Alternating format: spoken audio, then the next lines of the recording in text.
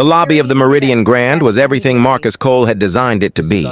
Warm marble floors. Soft lighting that made people feel like they had arrived somewhere that had been expecting them. Fresh flowers at every surface. He had insisted on real flowers, not arrangements. The kind that smelled like something living. A check-in desk that was wide enough to feel welcoming, and staffed by people he had personally interviewed for the quality of their instinct toward hospitality. He had built this hotel from a concept into a reality over 6 years. The flagship property of what was now a 4-hotel portfolio, and he had walked through this lobby hundreds of times. He had never walked through it like this before. His daughter Zoe was asleep on his shoulder, 5 years old, braids with red ribbons, her teddy bear tucked under her arm in the specific way she'd carried it since she was 2. She had fallen asleep in the car, and he hadn't had the heart to wake her. She'd had a long week.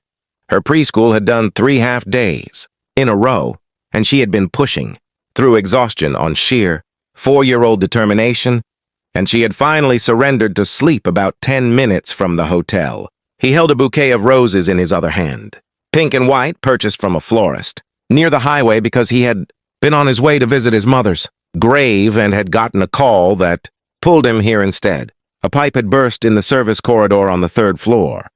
The facilities manager had gone into crisis mode and had been calling Marcus every 12 minutes. And Marcus had driven 40 minutes back into the city with flowers for his dead mother still in his hand, because that was the kind of day it was. He walked to the front desk.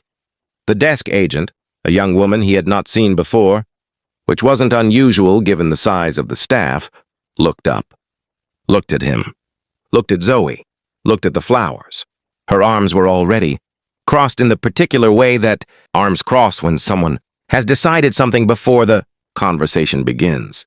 Beside her stood the woman Marcus recognized as the duty manager on this shift. Her name was Priya, he thought. He had met her twice at staff orientations. She had the arms crossed posture as well, slightly angled away from the desk, the body language of someone who had already designated this interaction as a problem. "Hi," Marcus said, keeping his voice low so as not to wake Zoe. "I need access to the owner's suite. There's a situation I need to review on 3, and I'm going to need a few hours." The desk agent looked at him. "Do you have a reservation?" she said. "I don't need a reservation, He shifted Zoe slightly. "I own the property." The agent's expression did not change in the direction he expected. "Sir, the owner's suite requires advance booking and management authorization. I can't give you access without confirmation." "I'm the confirmation," Marcus said. "Marcus Cole.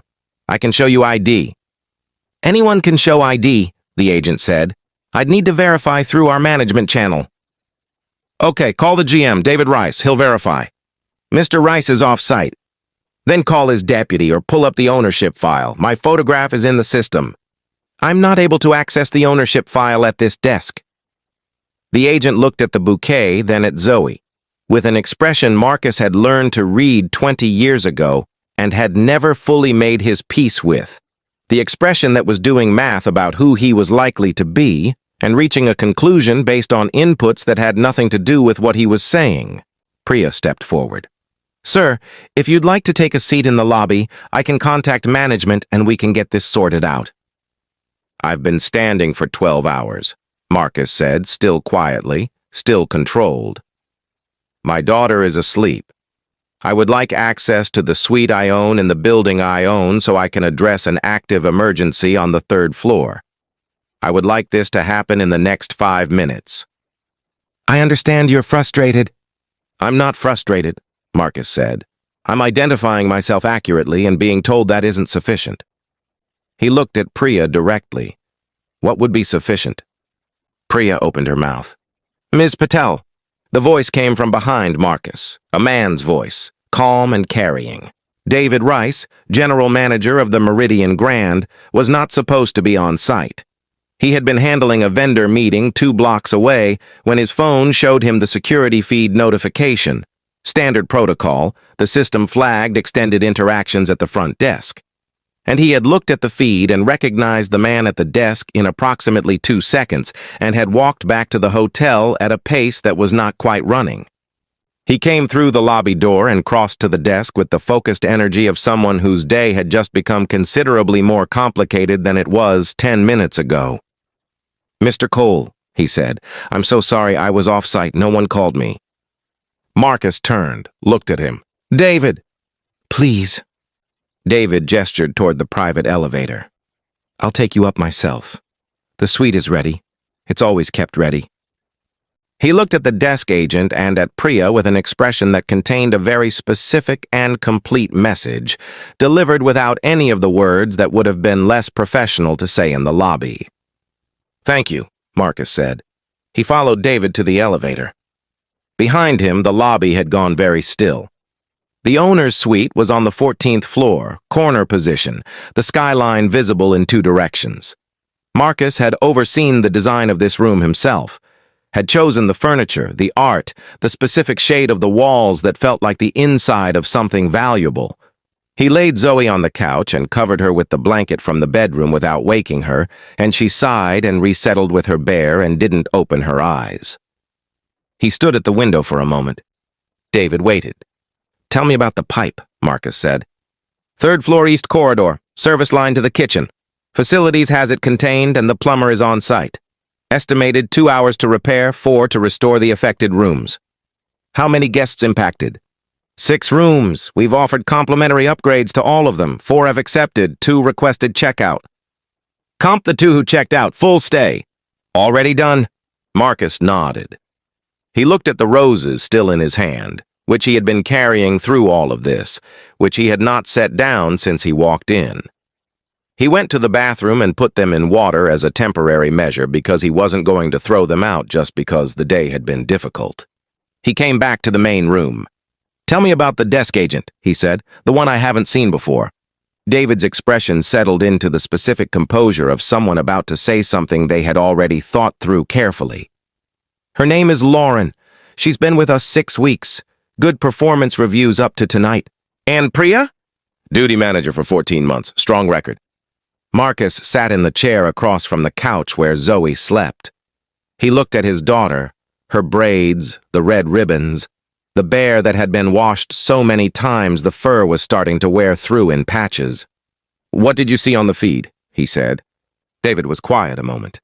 "I saw the interaction from the moment you walked in," he said.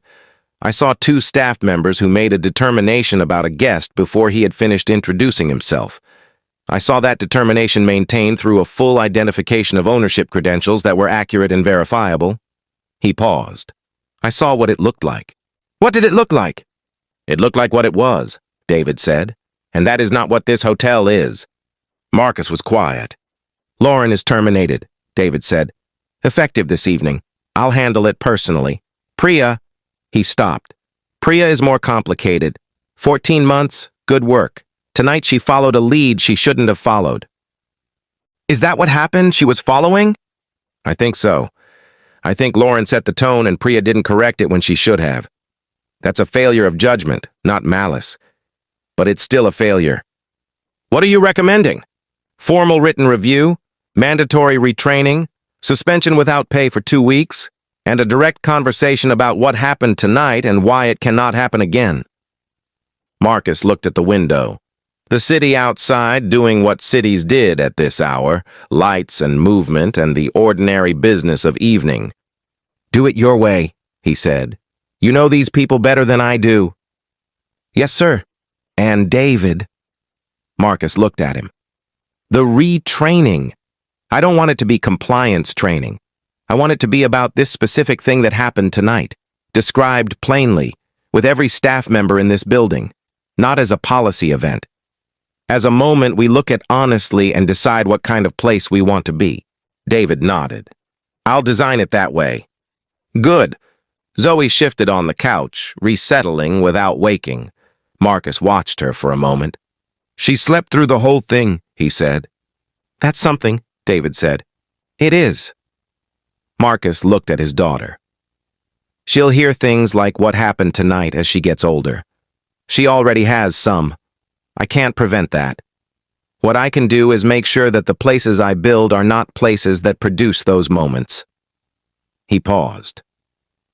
"Tonight my own hotel failed that. I need that not to happen again. It won't, David said, and meant it in the way people mean things when they understand fully what they're committing to. David handled Lauren's termination that evening, professionally and directly, in the office adjacent to the front desk. He handled Priya's review the following morning. The conversation that Marcus had described as honest and plain, and Priya sat across from him and did not make excuses and did not deflect and said at the end, "I should have stepped in. I didn't. I know why I didn't, and I have to be different about that." David believed her. He was a good judge of what people meant. The staff meeting happened 3 days later. All 3 shifts, covered in rotation. David showed no footage. He wasn't interested in performance. He was interested in understanding. He described what had happened and why it was wrong, and what the hotel stood for, and what the gap between those 2 things looked like in a specific moment, and he asked staff to think about what they would have done and what they should have done, and whether those were the same. Most of the conversations that followed were honest ones. Marcus came back to the hotel 2 weeks later during the day without Zoe. He walked through the lobby the way he always had, taking the temperature of the space the way someone does who built it and cares about what it is. He stopped at the front desk. The agent on duty was a man he knew, Thomas, 3 years with the property, reliable and warm. "Mr. Cole," Thomas said, "good to see you." "Thomas." He looked around. The flowers were good. The light was right. Someone had fixed the slight angle on the artwork near the elevator that had been bothering him for 2 visits. "Is everything running well?" "Yes, sir. 3rd floor is fully restored. Had a good week." Marcus nodded. He stood at the desk for a moment longer than he needed to. "I want to change something in the check-in protocol," he said. "I want the first thing every agent does when someone approaches this desk to be to welcome them. Not to assess them. Not to decide what kind of interaction this will be, just to welcome them." He paused. Like they were expected. Because as far as this hotel is concerned, they were. Thomas looked at him. "I'll make sure it gets added to the training," Thomas said. "Good." Marcus looked at the lobby one more time. That's what this place is supposed to feel like. For everyone. He walked out into the afternoon. The flowers were real. The light was warm. The lobby looked like somewhere that had been expecting you. That was the idea. That had always been the idea. The end.